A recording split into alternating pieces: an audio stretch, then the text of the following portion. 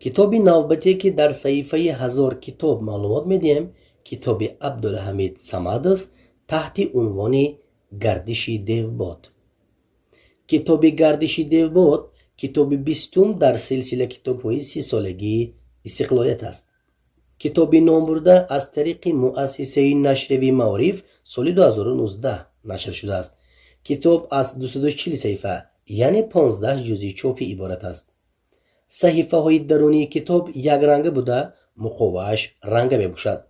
کتاب با صفت اعلا در مطبعه جمعیت سهامی پوشیده گنج نشریات با تعدادی 10,000 نسخه چاپ شده است. عبدالحمید صمدوف نویسنده خلقی تاجیکستان، برنده جایزه دولتی تاجیکستان به نام ابو عبدالله رودکی در دهه شکارگاه ناحیه خوولینگ به دنیا آمده است.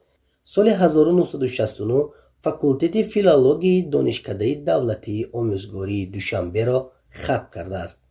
مؤلف رمان‌های کاسه دور، محبوس، گردش دیوباد، قصه های بعد از سری پدر، اسبی بابام، پرانچک‌ها، میدان، سرلشکر، حکایه قصه و اثرهای زیادی پوبلیسیستی می باشد.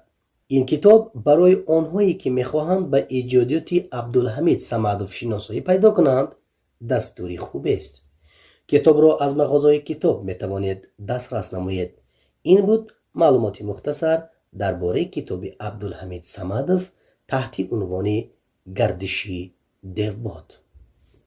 نوابسته از تضادهای زندگی با شما تنها کتاب همنشین و همصحبت است. زیرا یگانه دوستی که شما را فریب نمیدهد و بی آزار است این کتاب می باشد. کتاب خوانید و با ما باشید.